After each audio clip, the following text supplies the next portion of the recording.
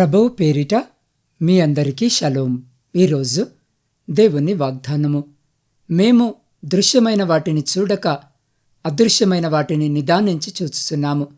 కొరింథీయులకు రాసిన 2వ పత్రిక 4వ అధ్యాయము 17వ వచనం. ప్రియులారా, ఈ దినము వాక్య ధ్యానములోనికి వెళ్లే ముందు తలలు వంచి చిన్న ప్రార్థన చేసుకుందాం. మహా పరిశుద్ధుడా, ప్రేమ కలిగిన మా పరలోకపు తండ్రి, ఈ పవిత్రమైన లెంట్ దినాలలో మరొక మారు నీ పాద సన్నిధికి వస్తున్నాం.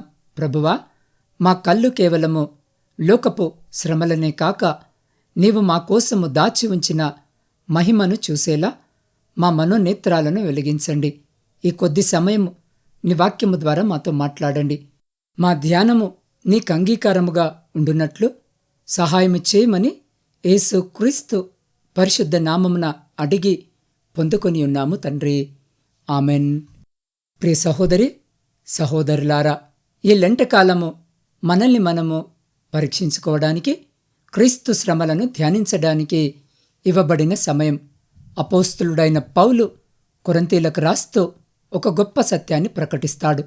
ఈ లోకములో మనకు కలిగే శ్రమలు చాలా భారముగా అనిపించవచ్చు, కానీ దేవుని దృష్టిలో అవి క్షణికమైనవి.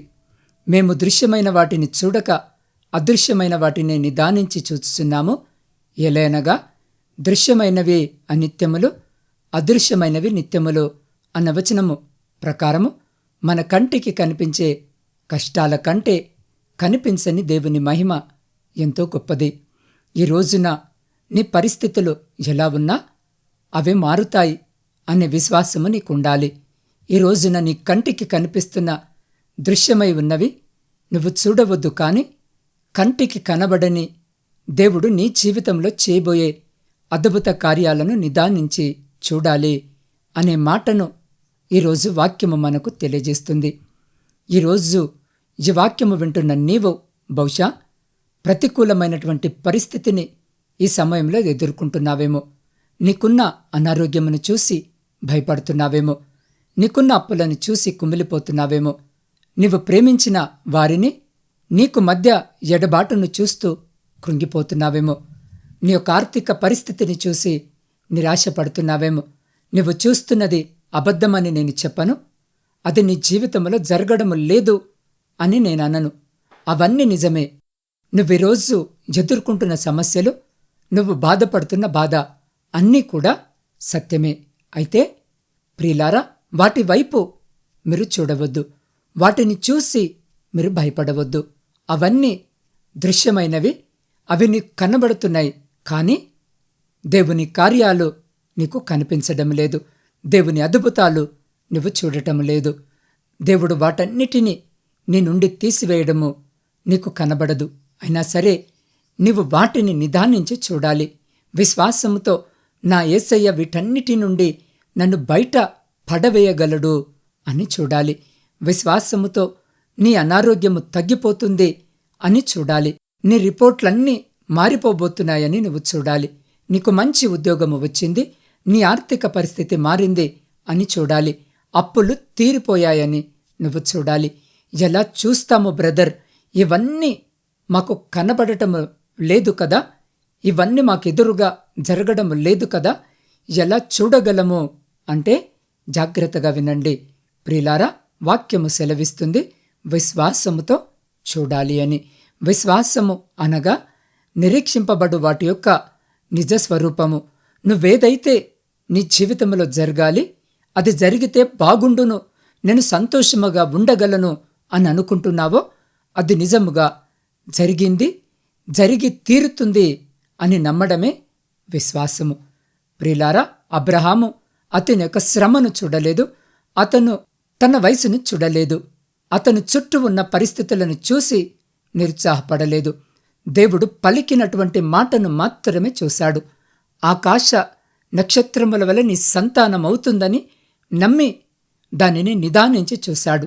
అంతేకాని నా శరీరము ఏంటి, శారా యొక్క శరీరం ఏంటి, ఈ వయసులో పిల్లలు కలగడం ఏంటి అని ఆ రోజున అతని ఎదుట ఉన్న పరిస్థితులను చూసి కృంగిపోలేదండి. తాను దేనికోసమైతే నిరీక్షిస్తున్నాడో అది దేవుడు అంచెలంచెలుగా చేయడము చూశాడు. అందుకే పౌలు భక్తుడు కూడా ఈరోజు వాక్య భాగములో అంటున్నాడు, మా బాహ్య పురుషుడు కృషించిపోతున్నా సరే, పరిస్థితులు మాకు వ్యతిరేకంగా ఉన్నా సరే, క్షణమాత్రముండు ఈ చులకని శ్రమలను చూసి మేము భయపడము, అధైర్యపడము. ఎందుకంటే దేవుడు మాకు చేయబోయే సహాయము చూస్తున్నాము. అది మా కన్నుల ఎదుట లేకపోయినా సరే నిదానించి దానిని చూడగలుగుతున్నామని ఈ రోజున ఈ వాక్యము వింటున్న నా ప్రియ సహోదరి సహోదరులారా, నీకు కనిపించని దేవుడు చేయబోతున్న కార్యాలను చూడాలి. విశ్వాసముతో నిదానించి చూడాలి. ఈ రోజున నీకు దృశ్య రూపములో కనిపిస్తున్న శ్రమ ఏదైతే ఉందో అది తాత్కాలికమైందే, కొంచెంసేపు ఉండేదే అని గ్రహించి అదృశ్యమైన దేవుని గొప్ప కార్యములో నువ్వు చూడాలి. అప్పుడే నువ్వు ధైర్యముగా ఉండగలుగుతావు.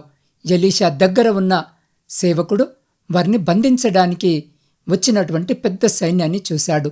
అందుకే భయపడ్డాడు, కలవరపడ్డాడు. మన పని అయిపోయింది, ఇప్పుడు మనమేమి చేయలేము అని చెబుతున్నాడు. కానీ ప్రియ సహోదరి సహోదరుడా, ఎలీషా ప్రార్థన చేయగా తన కన్నులు తెరవబడి తమ చుట్టూ వారికి రక్షణగా ఉన్నటువంటి పరలోక సైన్యమును చూడగలిగాడు. ఈ రోజున ఈ వాక్యము వినుచున్న నీవు నీ కన్నులను తెరవాలి, మనోనేత్రముతో చూడగలగాలి. దేవుడు అద్భుతము చేస్తాడు. ఏది ఏమైనా భయంకరమైనటువంటి పరిస్థితుల్లో నుండి ఆయన రక్షిస్తాడు. నా కోసము అనుకూలంగా కార్యాలు చేయబోతున్నాడని నువ్వు చూడాలి. కాబట్టి ప్రియ సహోదరి సహోదరుడా, ఇప్పుడు నీ ఎదుట ఉన్న పరిస్థితులను చూసి భయపడవద్దు. దృశ్యమైన నిన్ను భయపెడతాయి, కానీ అదృశ్యమైనవి నిన్ను ధైర్యపరుస్తాయి. అందు నిమిత్తమునే అదృశ్యమైన దేవుని కార్యాల వైపు చూస్తూ ధైర్యముగా జీవించు. ప్రియులారా, వాక్య ధ్యానము ముగించే ముందు ఒక చిన్న సందేశాన్ని మీకు అందించాలని ఆశ కలిగి ఉన్నాను. ఒక గ్రామంలో ఒక గొప్ప శిల్పి ఉండేవాడు. ఒక రోజున అతను ఒక పెద్ద గరుకుగా ఉన్న నల్లరాతిని తన పనిశాలలోకి తెచ్చాడు. ఆ రాయిని చూసిన వారందరూ, ఇదేమి రాయి, దీని నిండా పగుళ్ళు ఉన్నాయి, ఎగుడు దిగుడుగా ఉంది, చూడటానికి అసలు బాలేదు అని విమర్శించారు. వారికి కేవలము ఆ రాయి యొక్క దృశ్యమైన రూపము మాత్రమే కనిపించింది. కానీ ఆ శిల్పి మాత్రం ఆ రాయిని చూసి మురిసిపోయాడు. అతను తన ఉలితో ఆ రాయిని చెక్కడం మొదలుపెట్టాడు. దెబ్బ మీద దెబ్బ పడుతుంటే ఆ రాయి నుండి ముక్కలు ముక్కలుగా ఊడిపడుతున్నాయి. చూసేవారికి ఆ రాయి పడుతున్న శ్రమ మాత్రమే కనిపిస్తుంది. కొన్ని వారాల తర్వాత ఆ శిల్పి తన పని ముగించాడు. ఇప్పుడక్కడ ఆ గరుకు రాయి లేదు, అద్భుతమైన రూపము కలిగిన ఒక సుందరమైన విగ్రహము ఉంది. అవును ప్రియ సహోదరి సహోదరుడా, మన జీవితము కూడా ఆ రాయి లాంటిదే. లోకానికి మన కష్టాలు, కన్నీళ్లు, అనారోగ్యము వంటి దృశ్యమైన శ్రమలు మాత్రమే కనిపిస్తాయి. కానీ దేవుడనే మహాశిల్పి మనల్ని చెక్కుతున్నాడు.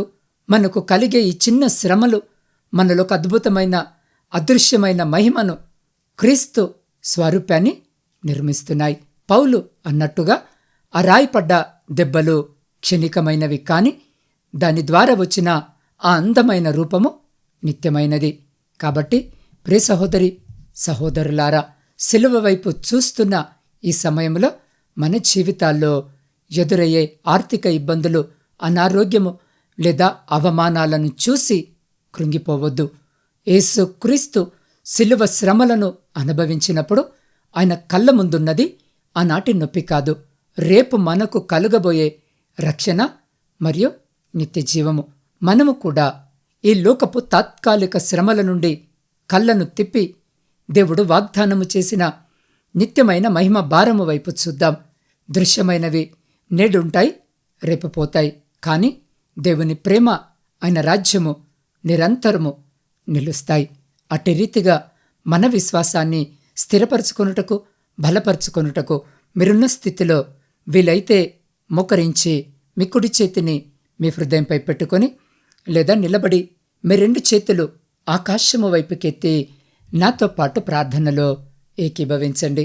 పరిశుద్ధుడా, ప్రేమ నమ్మకము కలిగిన మా ప్రియ పరలోకపు పరమ తండ్రి, మీ శ్రేష్టమైన జీవము కలిగిన అత్యున్నతమైన నామమును బట్టి స్తుతులు, స్తోత్రాలు, వందనాలు. అయ్యా, ఈ దినము నీ వాక్యము ద్వారా మమ్మల్ని హెచ్చరించినందుకు వందనాలు. అవును ప్రభువా, మేము ఈ లోక సంబంధమైన వాటిని చూసి ఆందోళన చెందుతున్నాము. కానీ ఈ రోజు నుండి మా దృష్టిని అదృశ్యమైన నీ నిత్యత్వము వైపు తిప్పడానికి సహాయం చేయండి. మా శ్రమలను నీ మహిమ కొరకు భరించే శక్తిని ప్రసాదించండి. ఈ లెంట్ కాలము మా ఆత్మీయ జీవితాల్లో ఒక నూతన వెలుగును నింపమని వేడుకుంటున్నాం. దేవా, ఈరోజు జన్మదిన, వివాహ వార్షికోత్సవాలు జరిగించుకుంటున్న ప్రతి బిడ్డను మీ నూతన దయాకిరీటం చేత ఆశీర్వదించండి. ఇతరాతర శుభకార్యాలు జరిగించుకుంటున్న బిడ్డలతో కూడా మీరుండి సంతోషకరమైన కుటుంబ జీవితమును బిడ్డలకు దయచేయండి. అయ్యా, శారీరక, మానసిక బలహీనతలతో ఇబ్బంది పడుతున్న ప్రతి బిడ్డను జ్ఞాపకం చేసుకోండి. ముఖ్యంగా నా తండ్రి, కిడ్నీ వైఫల్యంతో బాధపడుతున్న బిడ్డలను జ్ఞాపకము చేసుకోండి. క్యాన్సర్ వ్యాధి చేత బాధపడుతున్న బిడ్డలను జ్ఞాపకం చేసుకోండి. హృదయ సంబంధిత వ్యాధుల చేత బాధపడుతున్న బిడ్డల కొరకును ప్రార్థిస్తున్నాం. అయ్యా, కీళ్ల నొప్పులతో, నరాల బలహీనతో బాధపడుతున్న బిడ్డల కొరకును ప్రార్థిస్తున్నాం. కోమాలో ఉన్న బిడ్డల కొరకును ప్రార్థిస్తున్నాం. అయ్యా, జ్ఞాపక శక్తిని కోల్పోయిన బిడ్డల కొరకును ప్రార్థిస్తున్నాం. అయ్యా, శరీరాలు చచ్చుబడిన స్థితిలో ఉన్న ప్రతి బిడ్డ కొరకును ప్రార్థిస్తున్నాం. నా తండ్రి, హెచ్ఐవితో బాధపడుతున్న బిడ్డల కొరకును ప్రార్థిస్తున్నాం. ప్రతి బిడ్డను ఈ దినము మీరు జ్ఞాపకం చేసుకోండి నాయన. అయ్యా, మీ గాయపడ్డ హస్తం చేత ప్రతి బిడ్డను తాకి శీఘ్రమైన స్వస్థతను, మంచి ఆరోగ్యాన్ని దయచేయండి. కుటుంబ పోషణకి కుటుంబాలను వదిలి పరాయి దేశంలో కష్టపడుతున్న ప్రతి బిడ్డను జ్ఞాపకం చేసుకోండి. ఆ బిడ్డలు అక్కడ పని చేయడానికి కావలసిన అకామాను బిడ్డలకు అనుగ్రహించి స్వేచ్ఛగా పని చేస్తూ కుటుంబాలను పోషించుకొనడానికి, సంపాదించుకొనడానికి బిడ్డలకు మీ సహాయము దయచేసి బిడ్డలకు మీరు తోడుగా ఉండండి. ప్రపంచంలో శాంతిని, సమాధానాన్ని కలిగించండి. విడిపోయిన ప్రతి కుటుంబాన్ని తిరిగి కట్టండి.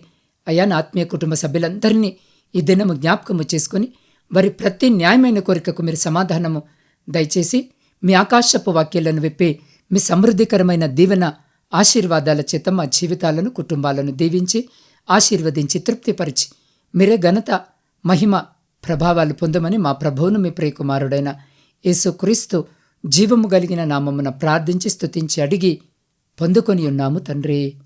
ఆమెన్.